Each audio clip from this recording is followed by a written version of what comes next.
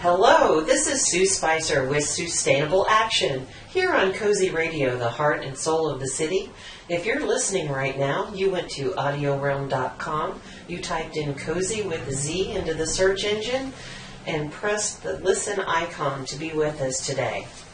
We have another favorite person of mine with us today.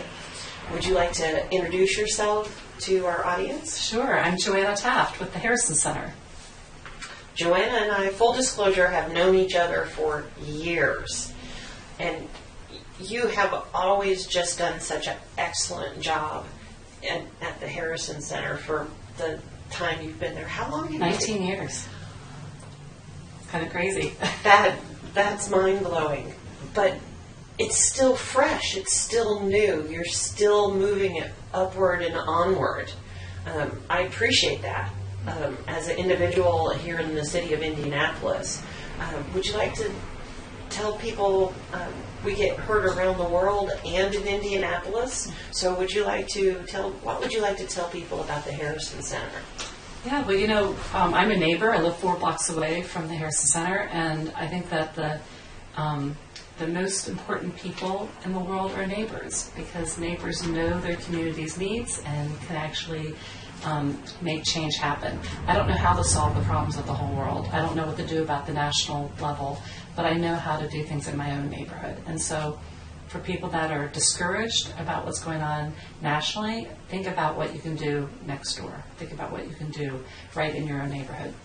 So for me, I was able to help bring a big vacant building back to life to serve the community. And from the Harrison Center, which is now home to 36 artists that have studios there and 6 galleries that change art monthly, we also started Heron High School in 2006, and then we started the City Gallery, which was an effort to educate people more about the neighborhoods of the city and to encourage people to help make neighborhoods stronger. Through that project, we realized that we had inadvertently gotten involved in gentrification, and we want strong neighborhoods, but we weren't trying to erase people's stories.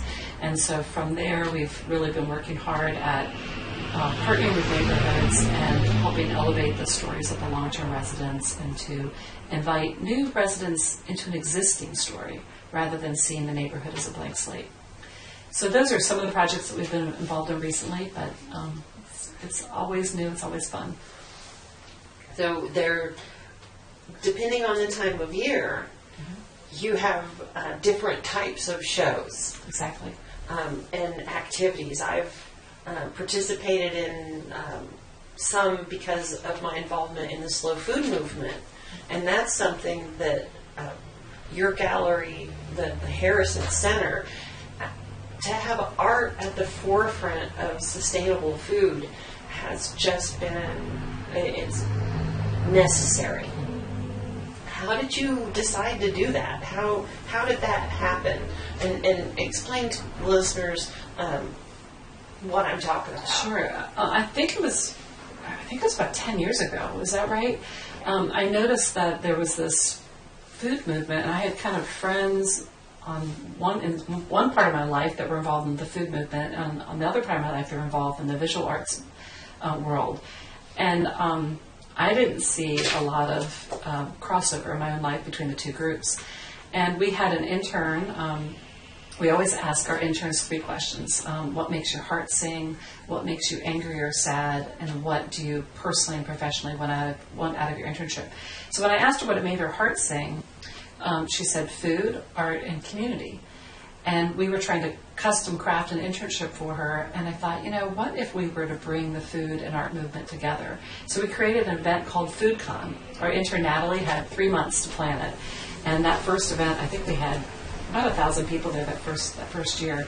And of course it's grown over the years. But we watched people's eyes light up as the artists met the foodies, and the foodies met the art folks, and some really great collaborations were formed, and that program, which was really an unconventional food convention, continues to this year. And so always intern-led and always highlighting new and exciting things in our community. FoodCon is probably where I really met you. Yeah. Like, I met you, Yeah. but it was because of FoodCon, because of what Kate Grimm and I were doing with the slow food movement. Before she got drawn into the food movement, she was doing found object art. Mm-hmm. Mm-hmm. So it was like her heaven. Yes. Yes. So art and food together. She had drawn it together before the other communities had thought about it.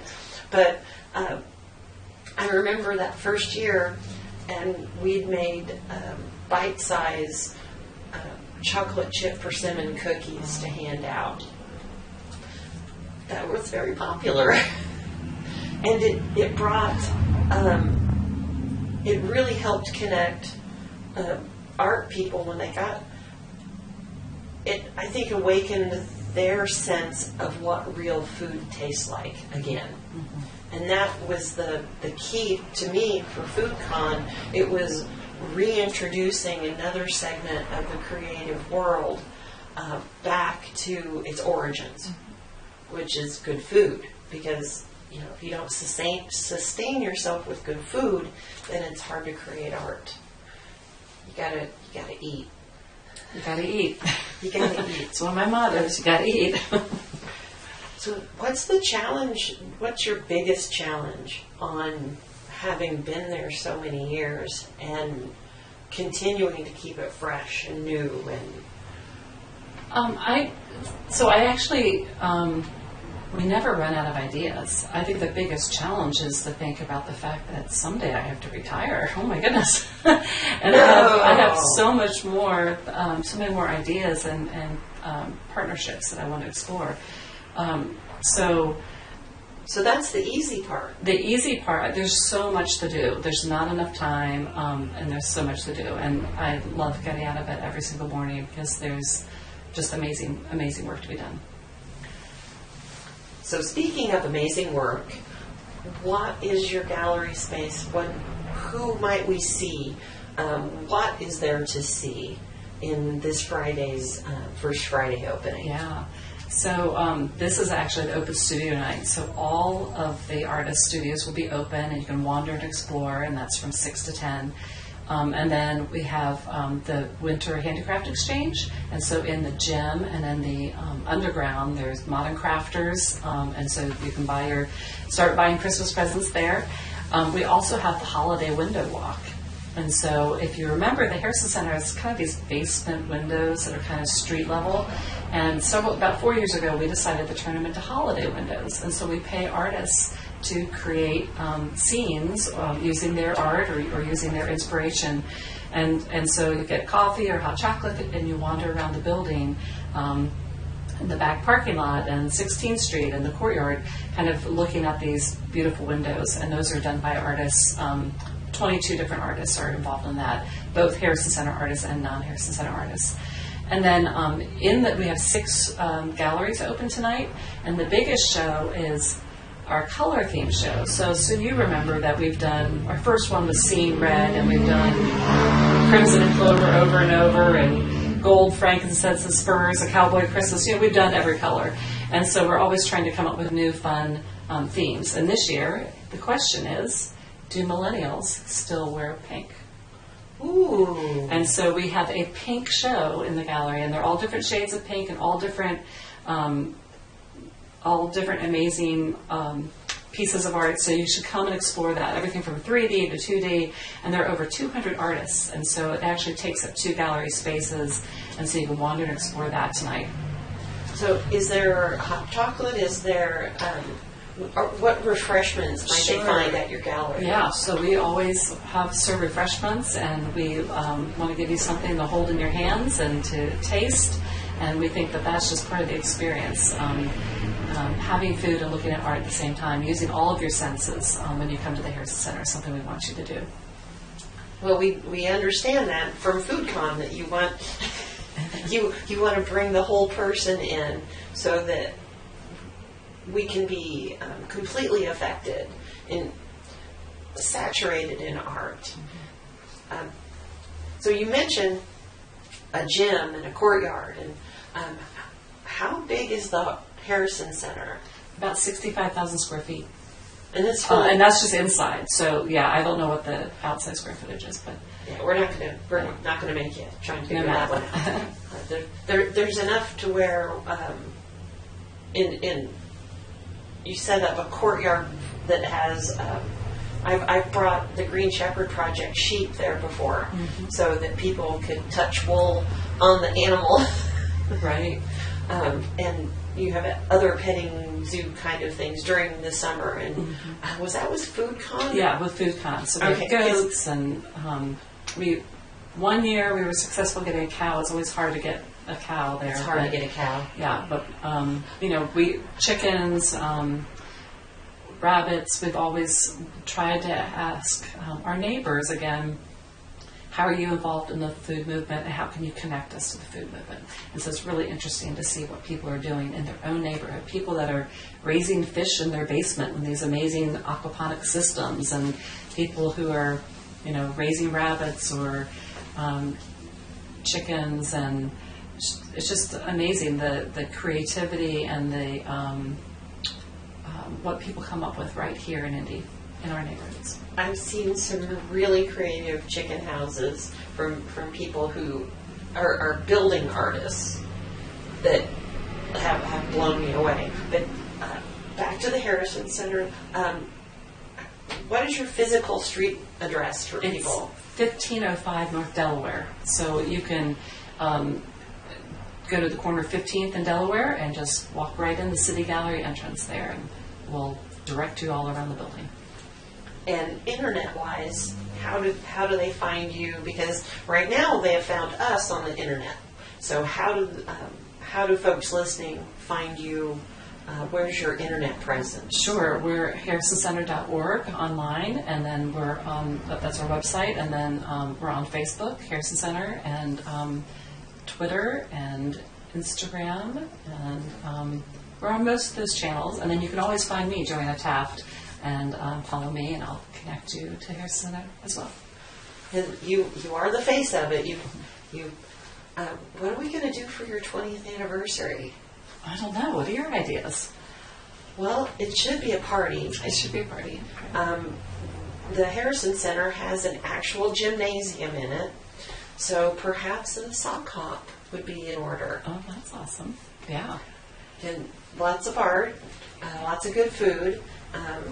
I'll put you on the party planning committee, Sue. Well, that would be fun. I've been culling my responsibilities so I could focus on moving specific things forward. But that one would be fun. That would be fun.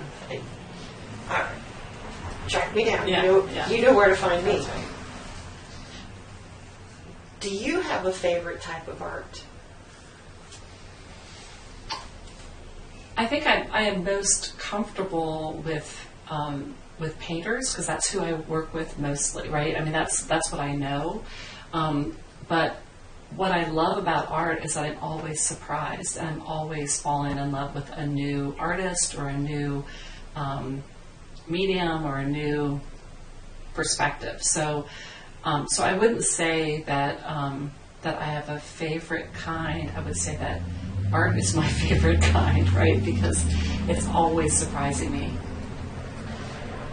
Is your house filled with art that you've Yes. seen and just Yes. couldn't imagine living without? My husband says that my job is very expensive. I just keep buying art, so yes. My walls are full. All of our kids are gone, and I want them to, I want to start giving them art for presents so that I can then replace that, yeah. It's like I can picture this, and this is the radio, so it's hard for people to see my hands moving. But I picture a rotation in your own home from the things that just really speak to you as an individual. 19 years of being so close to this art. Are there other hours that people can come to the Harrison Center? Yes, so we're open Monday through Friday from 9 to 5, and then anytime by appointment.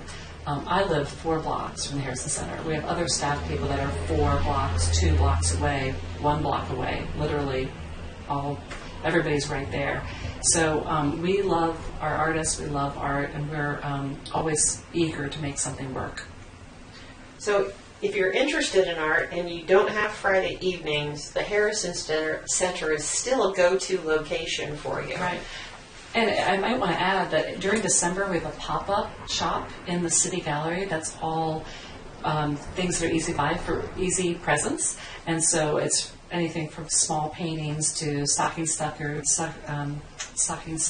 to, we even have a Harrison Center paper doll book that you can see some of your favorite artists in there. There are lots of fun coloring books, lots of fun creative ways of celebrating our city there in the pop-up shop. So check us out, Monday through Friday, 9 to 5. So 317 Gallery, for those of us who've been in central Indiana a long time, understand that that's become Indianapolis. Mm-hmm. The first place I saw an artist conception of the neighborhoods in Indianapolis was at that gallery. For those of you who, this is radio, there's this artwork that's shaped like Marion County. The Nap Lab poster, yeah. Yeah, that has, if you've seen that, I know there's renditions of it at the Central Library. I've seen it in other major places in corporate office space. Was that an original Harrison Center project? So we like to claim some of it, but it really, the Nap Lab guys were Josh Anderson, who lives in Windsor Park, Matt Hale, who now lives in Portland, Aaron Wren, who moved to New York but is coming back to Indy, and those 3 guys were all interested in urban things. I think they wanted to have a book club, and then from that they wanted to do something. And they recognized that in Chicago and New York, people knew their neighborhood names, and they celebrated those neighborhood names. But in Indy, a lot of the neighborhood names have been lost, and so they wanted to find them and help people really know who they were and to celebrate that.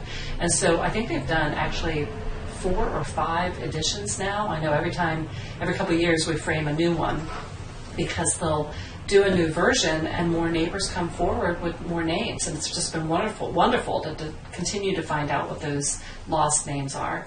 So those are at the Harrison Center. We sell them, and $40, I believe, for a Nap Lab map, and that would be a great Christmas present too.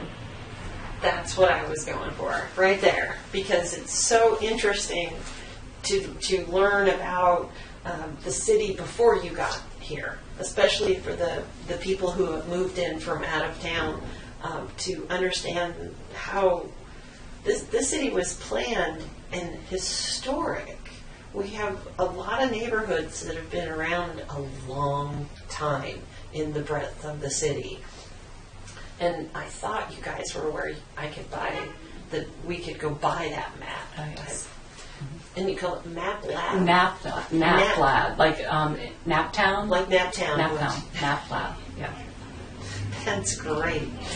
So, and they can shop there Monday through Friday, 9 to 5. That's right. And by appointment, pretty much, you work with them on that. Oh, yeah.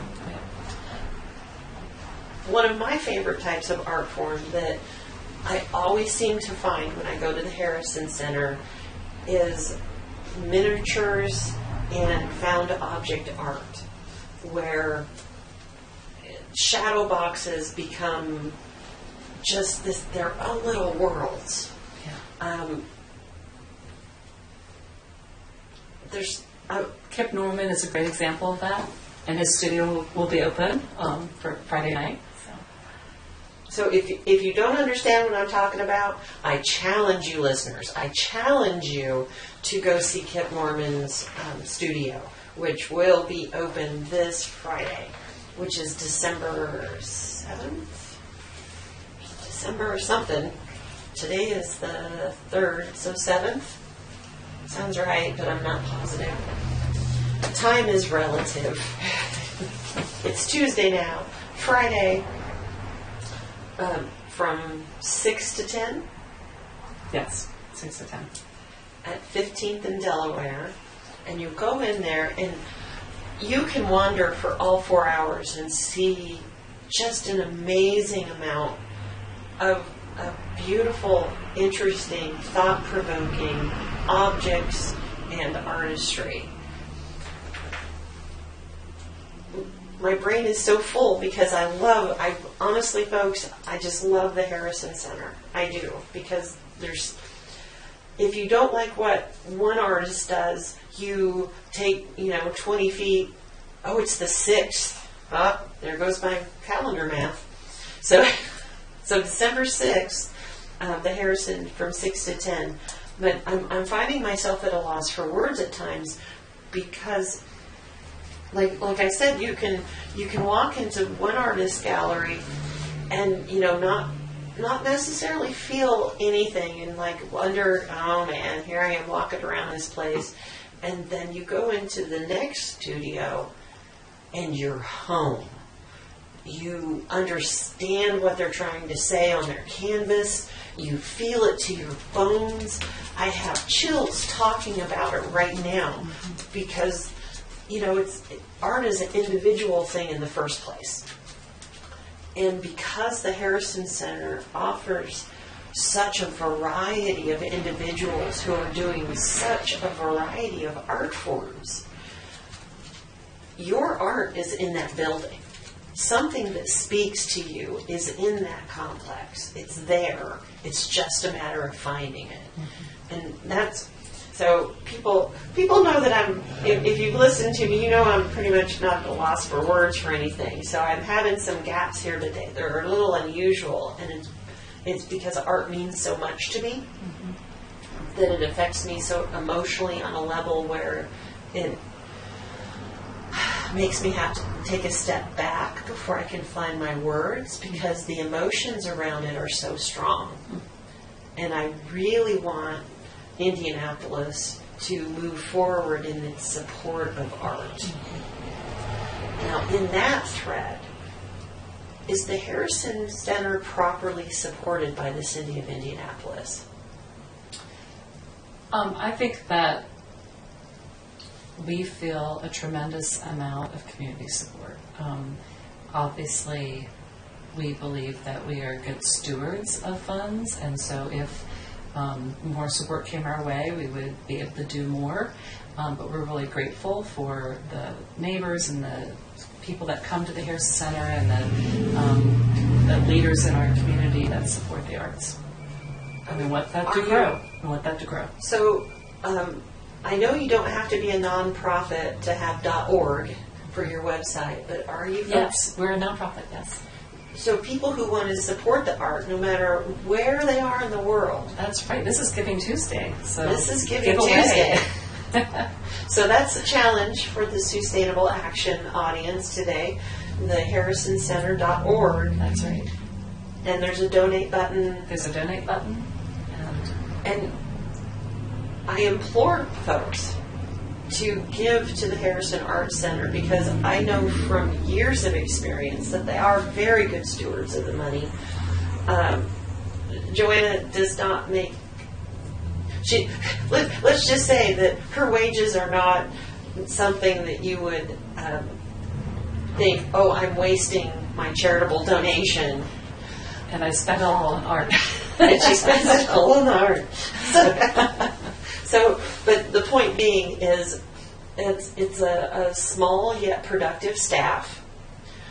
It's a large building that does need maintenance, and it provides such a service because it's located relatively close to the circle in the grand scheme of Marion County, the city of Indianapolis. It is accessible to anyone. I mean, on MapQuest, if you're from outside of the city and come in, it's straight shot kind of stuff to get there. So I want to see you be able to not have to think about the money when you're going down that list of things that you would like to accomplish before. it'll always be an untimely retirement.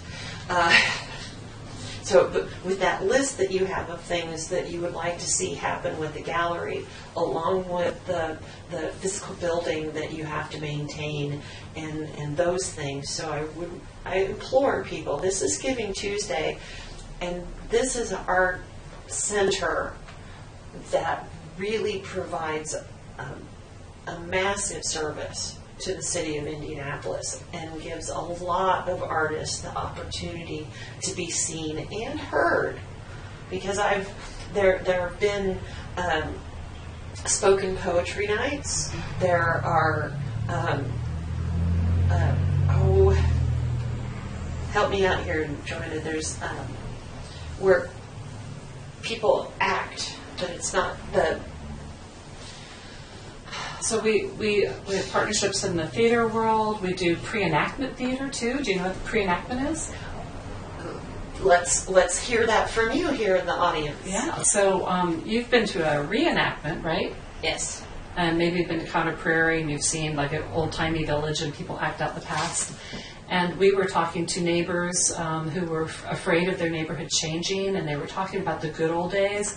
And for a half second, I thought, oh, we should partner with theater and do a reenactment and act out the good old days. And maybe that would make everybody feel good. But I realized right away, the good old days really weren't that good. All the injustices, all the things that we struggle with today were even worse in the good old days, right? Yeah, you and I as women couldn't vote. So we wondered what would happen if instead of dwelling on the past, what would happen if we could partner with theater and act out a just and equitable future? So we took a 3-block stretch of urban Indy from the Monon Trail to Angie J. Brown along 16th Street. We built, with set designers, we built 11 temporary buildings on the vacant lots. And the actors acted out the neighbors' hopes and dreams for the future. They acted out a world of justice and mercy. And we've done this 3 times, and each time we've had thousands of people come. And what it does is it allows me, I don't know what an equitable world looks like. I've never seen one. But when I see actors act it out, it gives me a picture of what it might look like. And it allows me to try it on. And it allows me to leave and think, this is what I can do in my life at home. This is how I can play my part in acting out a world that ought to be. So every day, I pre-enact. I choose to pre-enact every day, because that's the only way that we're going to see a better world, is if we make changes and act out the future, act out what we want the future to be.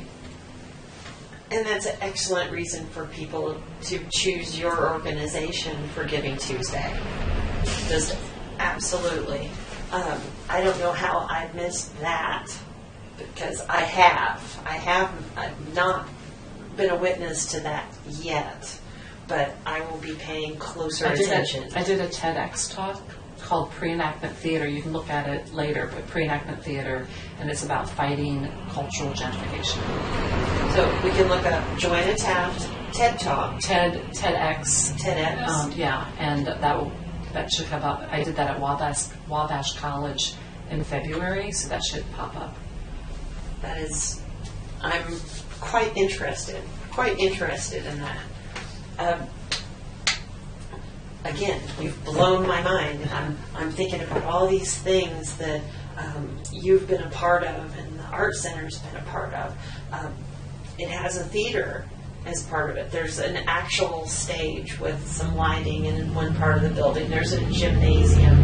There's an office space. Does the center teach art? Yeah, so we partner with Art Mix, and Art Mix provides classes for low income and people with physical challenges and people on the margins. And so that's where we've chosen to put our emphasis for classes. We do have people that are looking for something a little bit different, and so we do whatever our artists want to do. So if our artists want to teach individual classes, then we support them in that. But most of our artists are really trying to make it as full-time artists, and so that's where we really help them grow. I was going to mention, going back to food, and you were kind of getting a word tour of the Harrison Center, but Sue, have you ever seen our descending table? No. You need to come see our descending table. So you've been to our main gallery. Yes. And several years ago, we were doing some repairs. Have you ever started a project where you're going to fix the walls and then you end up having a bigger project? So we were fixing the walls, and it turned out that we took out the ugly drop ceiling, and there was this beautiful 4-foot expanse where you could see beams and all this, stuff from 100 years ago. So we decided to leave that open. And there was a lot of extra framing lumber up there for holding the drop ceiling up. And the contractor said to me, you need to pull out that framing lumber and throw that away so people can see the rest of the ceiling. And I said, well, I want them to see the rest of the ceiling, but I'm not throwing anything away. That's unsustainable. I've been hanging out with Kip Norman too long. Yeah. And so I said, I'm going to take that wood and I'm going to commission a table. So we commissioned Matthew Osborne, an East Side artist, to build us a table. He built an 18-foot table. And everybody said to me, Joanna, where are you going to keep that table? There's no room for that table. Every square inch of the Harrison Center is used. And I looked up at the ceiling, and I said, we're going to keep it in the ceiling. They looked at me like I was crazy. It took me 1.5 years to figure out how to do it. And ultimately, we worked with a theater rigging company. Yeah. And they built a system so I can literally push a button, and the table goes up. I can push a button and it comes down, laden with food and wine, and it doesn't spill. So we have a monthly dinner called Art Dish. And whichever artist is being featured in the Harrison Gallery that month, they get a dinner for them. They get to talk about art the entire time. It's expensive because we don't have any other fundraisers, by the way, Sue. And everything we do at the Harrison Center is free. We don't charge for people to come to our events.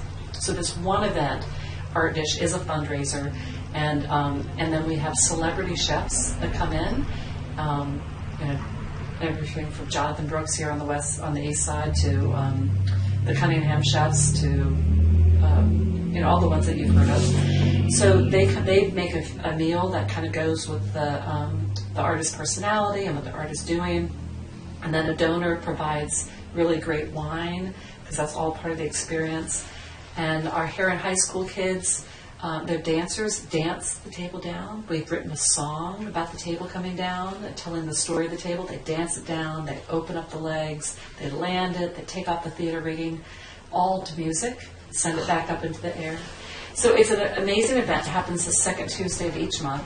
And tickets sell out pretty quickly. They're $150 a ticket. It's expensive, but it is a fundraiser. And you get an amazing meal, and you get to be able to talk to an artist the whole evening. And the artists, it's been such a great program for our artists because we've done it for 2 years. There's only been one dinner that we didn't sell art.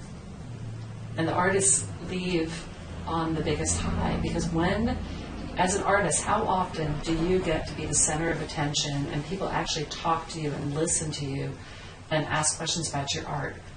For 3 hours. It's amazing. So that's one of the ways that we help artists, because life is all about relationships. And artists are never going to make it in indie unless they have relationships. So we provide that. It's Giving Tuesday, folks. HarrisonCenter.org. Let's remind, because this reminds ourselves of our better selves, of how we are connected and how art connects us and how food connects us. This is a really good day to give to a really good organization.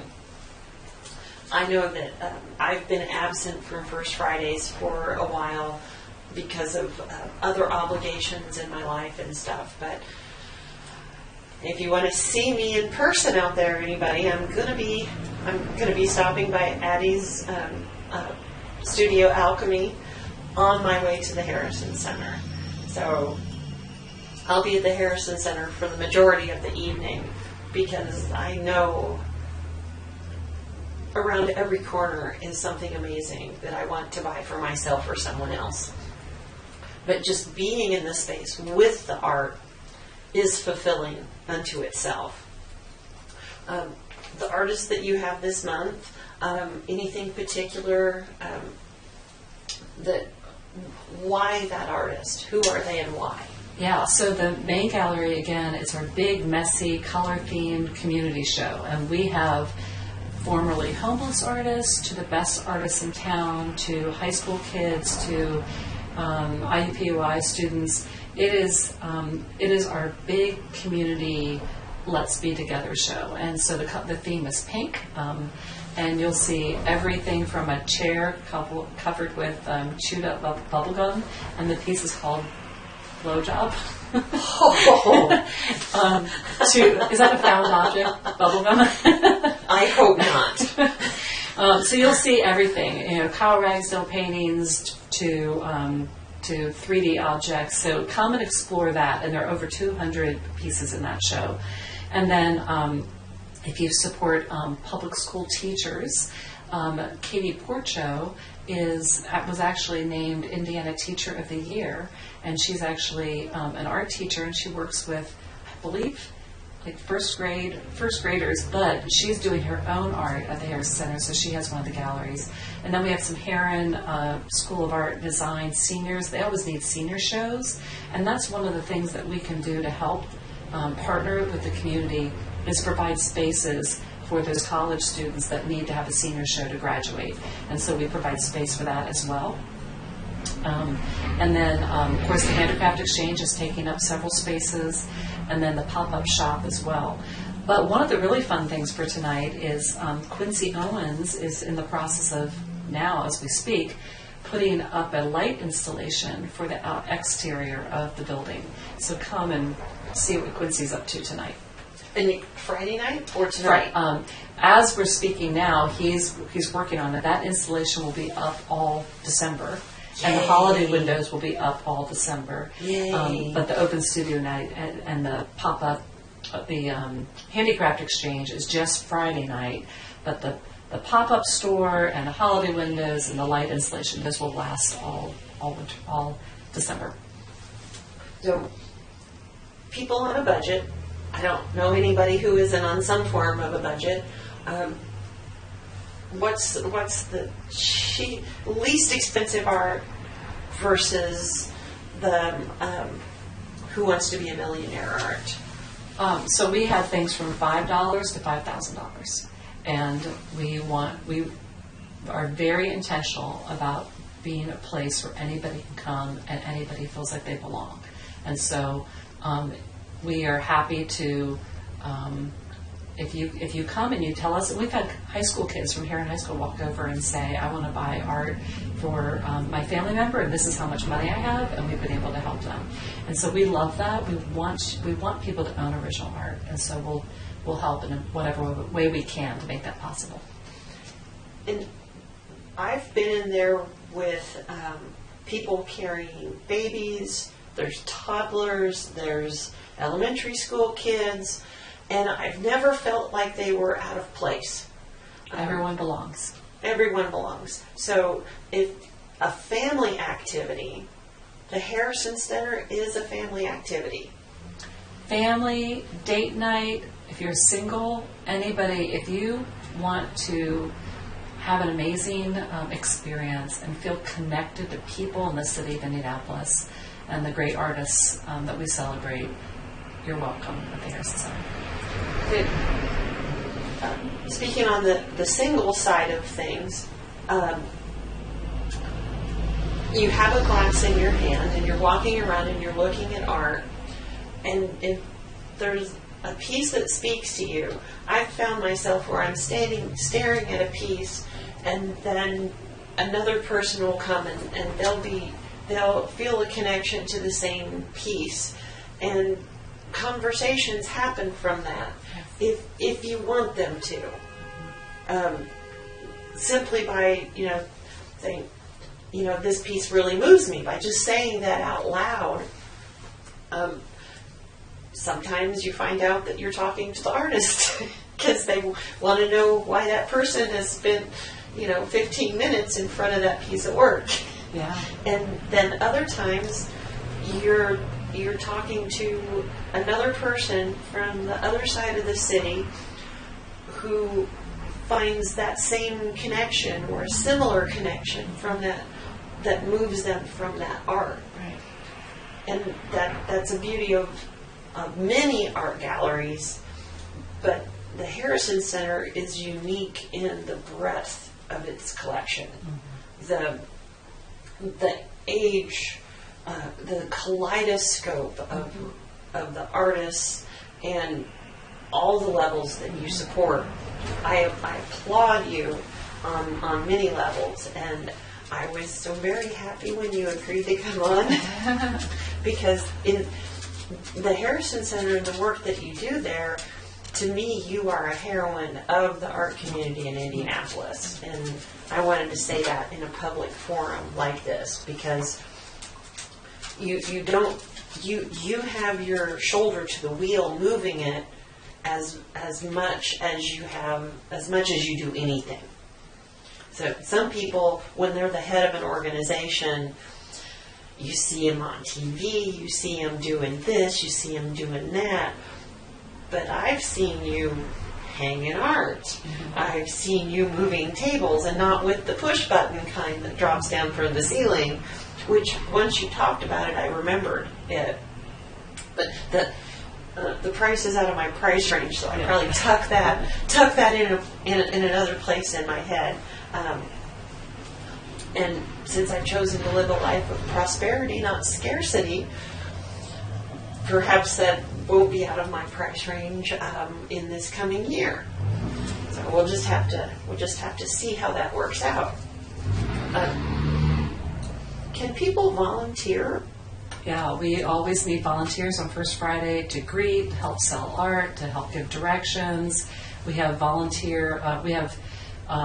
bartenders that get their volunteer licenses because we have to have licenses to pour. And so every time you'll see two people at the bar every time, and they're always volunteers that have gotten their licenses to help us, which is really amazing. That is. So it's a lot of times people like to have something to do. They like to have a job to do. Some people are less comfortable walking around by themselves, and so if you're that kind of person that needs a role, we can give you a role.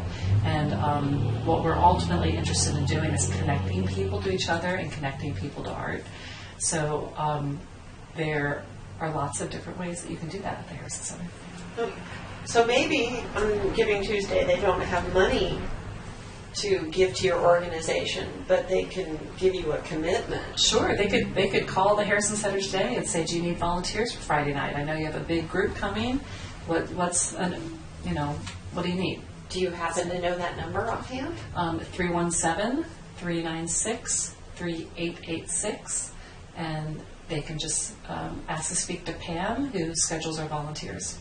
See, now folks, so it's Giving Friday, and you can give yourself, you can give your hours and be a part of a community that, I gotta tell you, it's really a feel-good community. It's there's no playing around, no, well, that didn't come out right. There's playing around. But no, all joking aside, art is a family. And you don't have to have a lick of talent to be part of that community. You just have to appreciate those who do have it and the work that they come up with, their creations. And in the Harrison Center, there's such a plethora of variety of what constitutes art. You can walk through that building and come out going, well, I'm apparently a fan of Impressionism, or I am apparently a fan of found object art, or I've been doing found object art all my life and I didn't realize it. Yeah. If you're still making those the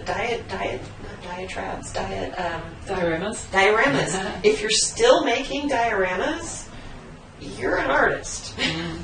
Because that's what that is. That's a form of that, which I didn't learn until I was an adult. Mm-hmm. I did not understand that was an actual art form. Mm-hmm. Mm-hmm. So they were sneaking art in my history class. That's good for those teachers, right? Absolutely. Let's integrate, yeah. but you learn things better that way.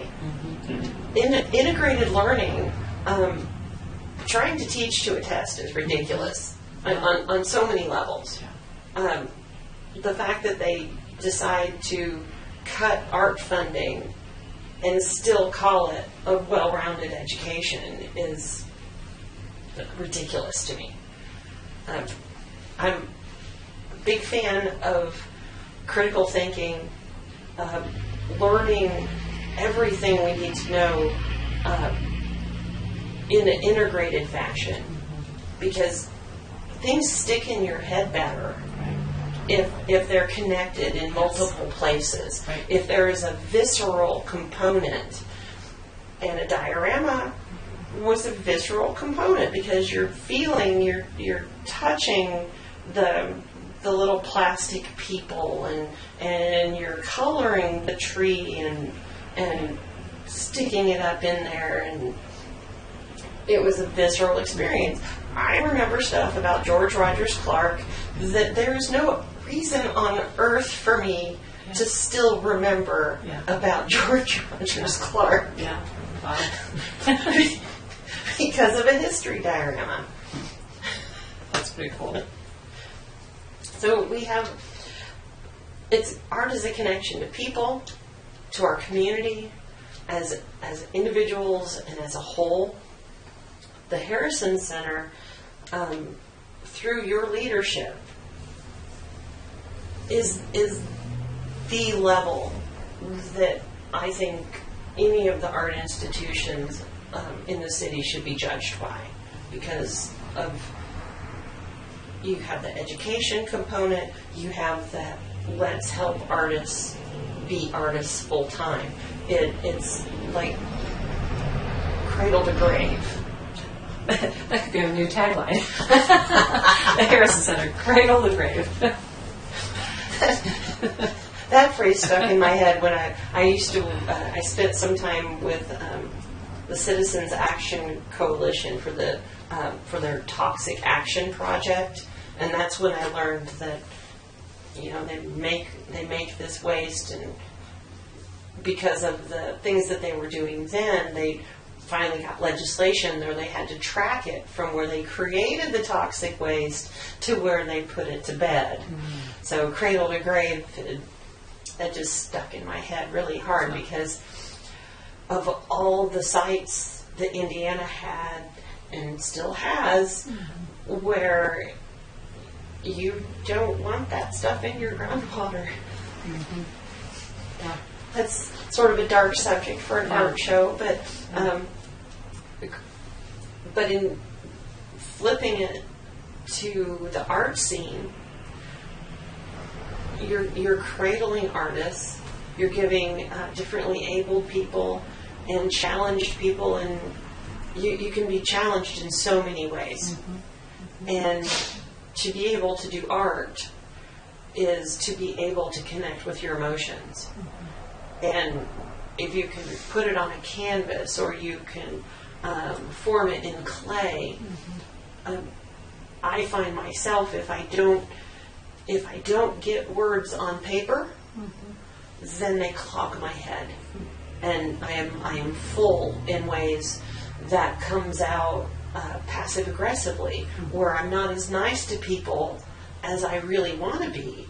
I'm not as nice to myself as I want to be. But if I participate in my art form, then I am able to be my better self.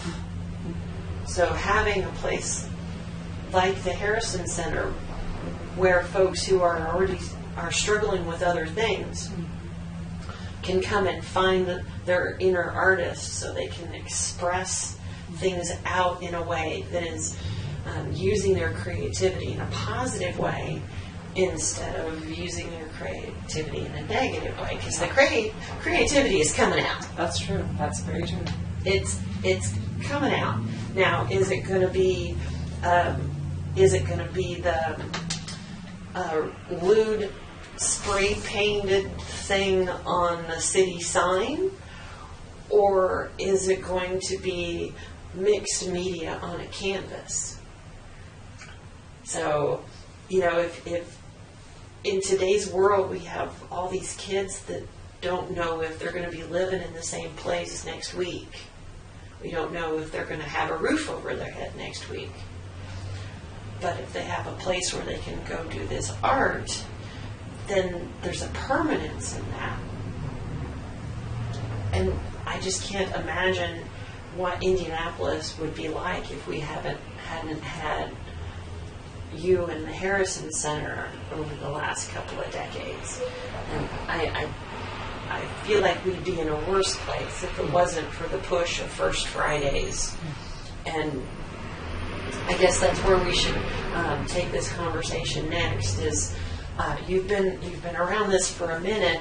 How can people find everywhere they need to put on their list of places to go for First Fridays? What is First Fridays to Indianapolis, and what could it be for our residents? Yeah, so I don't know if you remember in 2000, so Harrison Center started early 2000s, and right after we started, the mayor at the time launched a new cultural development initiative, and that got the arts folks' attention because the mayor was talking about money for the arts. But it also made us really nervous because we didn't know if he knew us, and we didn't know who was going to get the money, and we didn't know what was going on. And the crazy thing was we didn't know each other. If you'd come to me and said, when is Mark Rushman's gallery opening? What's his next show? I would have had no idea. Every gallery had different hours, did what they wanted to do. We all had openings different times. We worked with different populations. And so Mark Rushman gathered a bunch of us together, and we started this thing called IDATA, the Indianapolis Downtown Artists and Dealers Association. And that was so profound because it actually helped us connect, right? We talked about the importance of connecting. And we thought about how do we communicate better, how do we coordinate better, and how do we grow a patron base? How do we get more people involved in the arts? And so somebody said, well, we ought to do this thing called Final Friday.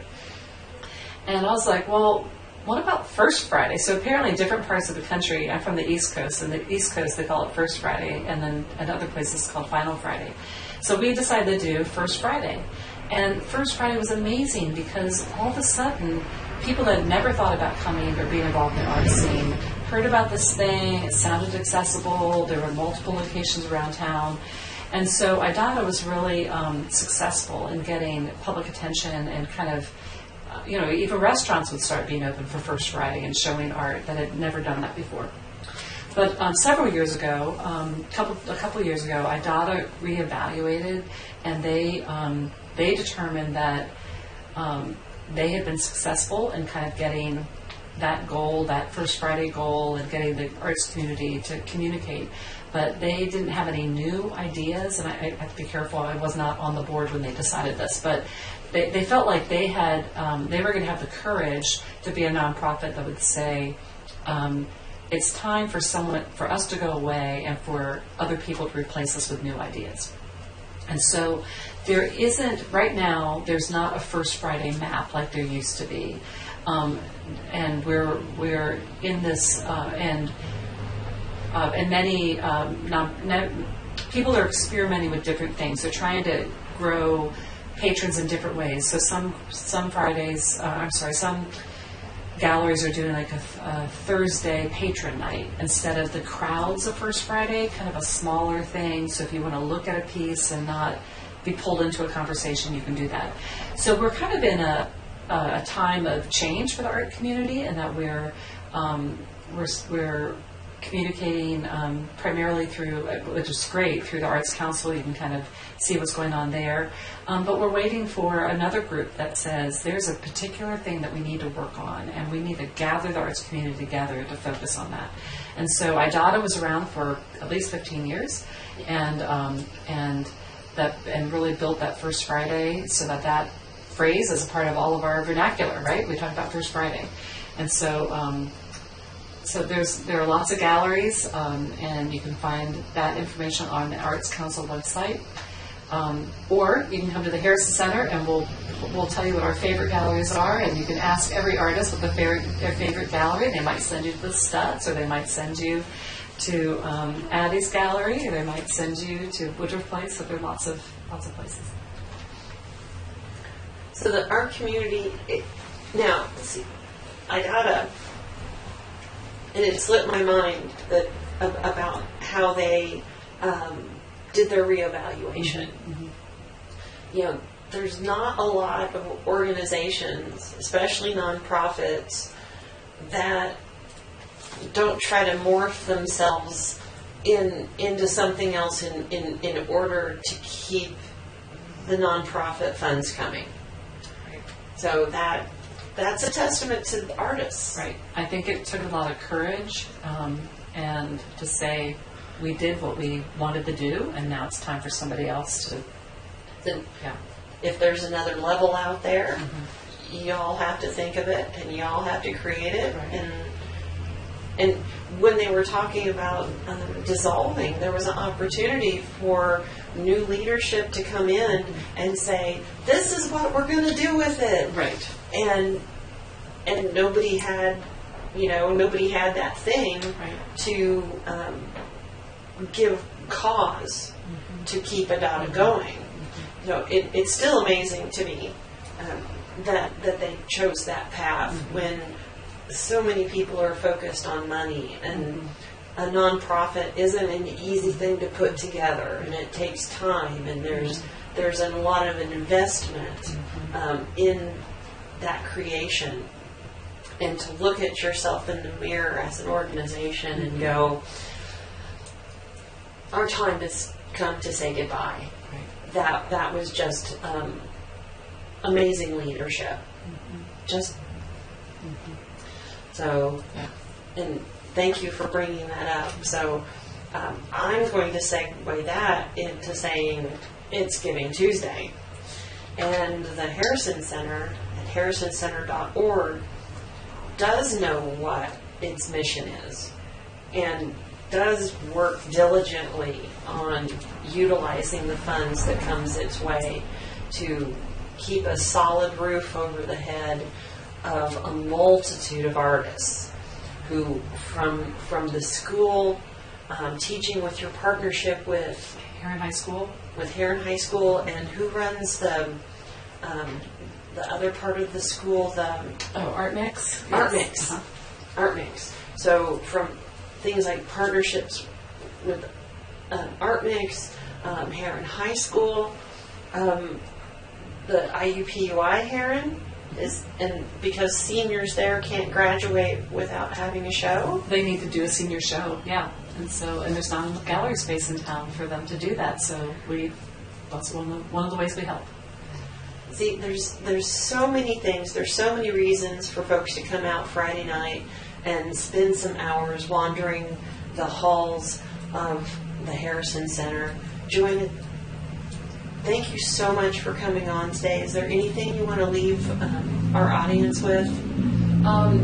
No, I think the only thing I forgot to say is that we also have music this first Friday. The Indiana Choral Artisans will be singing some holiday selections, and so come and experience the Harrison Center with all your senses. You can hear, you can feel, you can taste, you can look, you can smell. So we're going to have it all. Joanna, thank you. And thanks to everyone for staying with us today, listening. This is Sue Spicer with SueStainable Action here on Cozy Radio, the heart and soul of the city. Thanks again.